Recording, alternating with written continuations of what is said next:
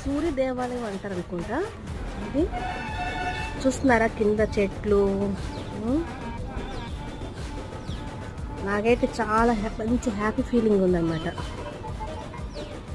కోయట్లో ఉండి ఆ బోల్డ్ని బిల్డింగ్లే చూసి ఇక్కడ బిల్డింగ్ చూస్తున్న బిల్డింగ్ పైన చూడండి ఎలా ఉందా.